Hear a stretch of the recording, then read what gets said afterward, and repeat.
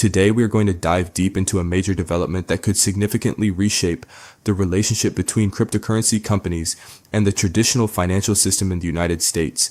This is not just another routine update from a crypto exchange. This is a structural shift. Kraken Financial has obtained a master account at the Federal Reserve. To understand why this matters, we need to start with the basics.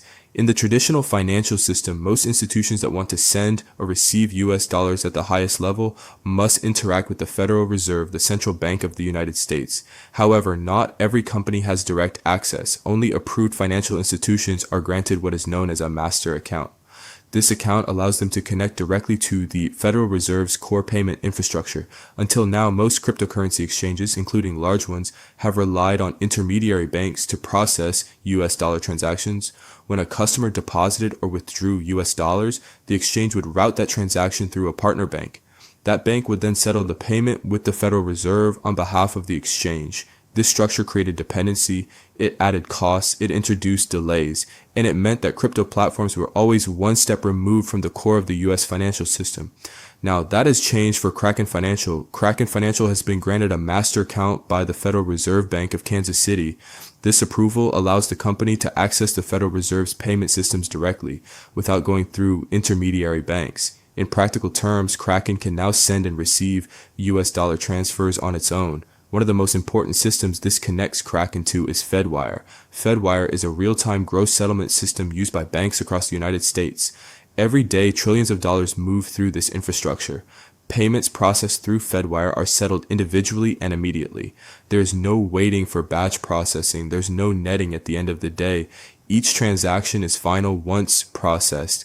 For a crypto-related financial institution to gain direct access to the system is a significant milestone. However, the approval does come with limitations. The Federal Reserve has placed certain restrictions on Kraken's master account. For example, the central bank will not pay interest on reserves held in this account. Additionally, Kraken has not been granted access to the Federal Reserve's lending facilities. These facilities are typically used by traditional banks to access short-term liquidity in times of need. This means that while Kraken now has direct payment access, it does not have the full range of privileges that traditional commercial banks may enjoy. There is still a distinction between a crypto-focused financial institution and a conventional bank. Even with those limitations, the advantages are substantial. First, direct access improves efficiency. Without intermediary banks, settlement can happen faster and potentially at lower costs. For large clients, especially institutional traders who move significant volumes, this is a major improvement.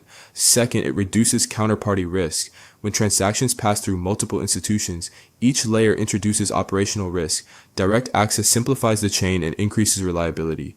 Third, and perhaps most importantly, it represents institutional trust. The Federal Reserve does not grant master accounts lightly. The process involves regulatory scrutiny, compliance verification, and evaluation of the institution's operational standards. Approval signals that Kraken Financial has met strict criteria.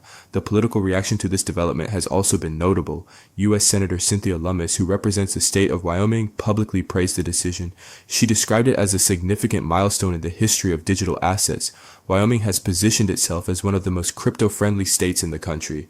It has created specialized financial charters designed specifically for blockchain and digital asset companies, aiming to bridge the gap between innovative financial technology and the traditional banking system. Kraken is not the only company that has sought this level of access. Other crypto-focused institutions, including Ripple and Custodia Bank, have also pursued master accounts at the Federal Reserve. Custodia Bank previously faced legal challenges after regulators denied its application, leading to disputes in federal court. Court rulings later clarified that the Federal Reserve does indeed have the authority to grant or deny master accounts under federal banking law. This broader legal context makes Kraken's approval even more meaningful. It demonstrates that while access is not guaranteed, it is possible under the right regulatory framework. This broader legal context makes Kraken's approval even more meaningful. It demonstrates that while access is not guaranteed, it is possible under the right regulatory framework. Another important dimension of this development is timing. Kraken's parent company, Payward Inc., Gaishu, is preparing for a potential public listing. The company has submitted a confidential draft registration statement to the U.S. Securities and Exchange Commission, SEC, as part of its IPO plans.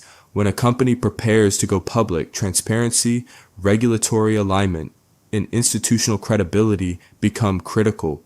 Having a master account at the Federal Reserve could strengthen Kraken's position in the eyes of potential investors. It suggests regulatory progress, operational maturity, and integration into the traditional financial system.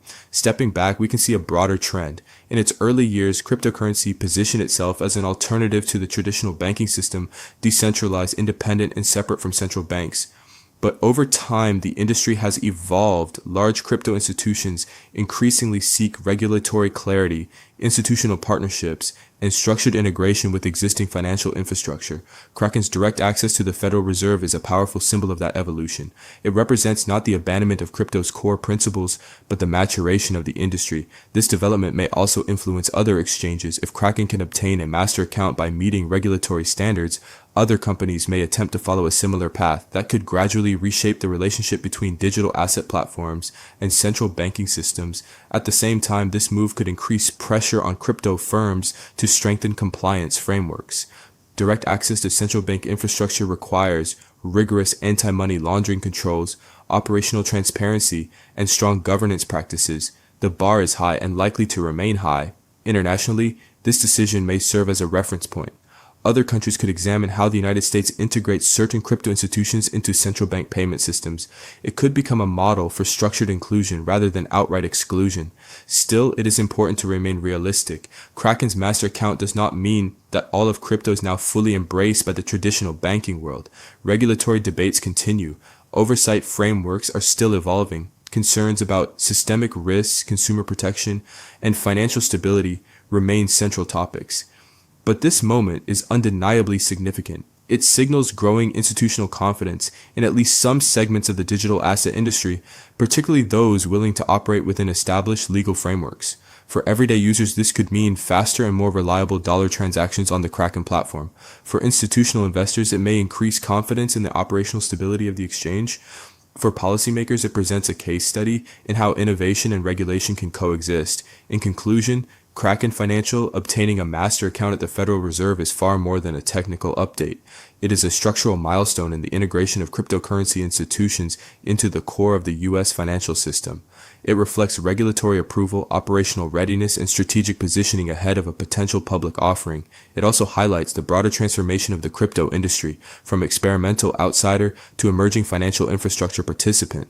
Whether this marks the beginning of a larger wave of similar approvals remains to be seen. But one thing is clear, the boundary between digital assets and traditional banking is becoming increasingly thin, and developments like this will play a defining role in shaping the future of global finance.